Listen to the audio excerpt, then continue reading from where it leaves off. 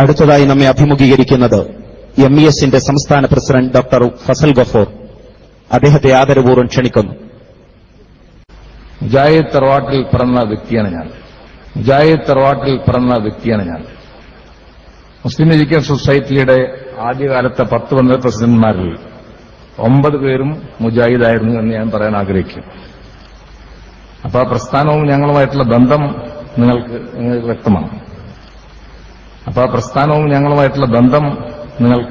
വ്യക്തമാണ്. അപ്പുറത്തെ ഭാഗത്ത്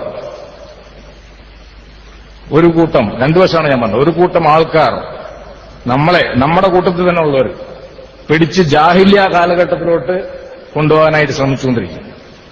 അവർക്ക് പറ്റിയ പേര് ജാഹിൽ തന്നെ.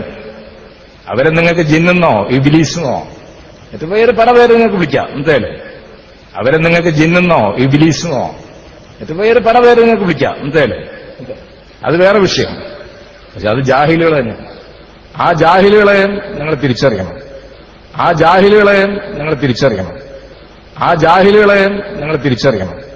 കാരണം ആ ജാഹിലിനെ കൊണ്ട് മൊത്തം ഈ സംഘടനകൾക്ക്, നവോത്ഥാന പ്രസ്ഥാനങ്ങൾക്ക്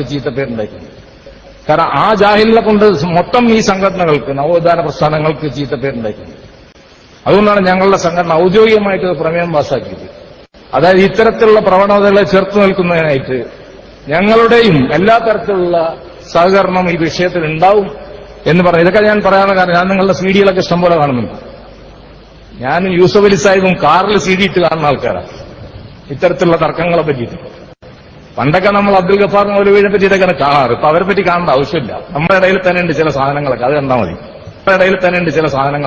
മതി. അപ്പോ ഞാനത് പറഞ്ഞതിന്റെ അർത്ഥം, 5th കോളം എന്ന് പറഞ്ഞാൽ 5-ാം പത്തി. ഏതൊരു പ്രസ്ഥാനത്തെയും നശിപ്പിക്കുന്നത് 5-ാം പത്തിയാണ്, അല്ലാതെ പുറത്തുനിന്നുള്ള ചാലഞ്ചുകളല്ല ഉണ്ടാവാറ്. അപ്പൊ ആ 5-ാം പത്തികളെ സൂക്ഷിക്കുക, 5-ാം പത്തികളെ തിരിച്ചറിയാനായിട്ട് പോരാടുക എന്നുള്ളതായിരിക്കണം നമ്മുടെ ലക്ഷ്യം. അതിന് KNM-ന് വീണ്ടും ഞാൻ പറയാണ്, KNM തറവാട്ടിൽ പിറന്ന എന്റെയും എന്റെ പ്രവർത്തകരുടെ എല്ലാ സഹകരണവും ഞാനിവിടെ ഔദ്യോഗികമായിട്ട് രേഖപ്പെടുത്തുകയാണ്. ഒരിക്കൽ കൂടി എല്ലാ അഭിവാദ്യങ്ങളും നന്ദിയുണ്ട്. അസ്സലാമു അലൈക്കും.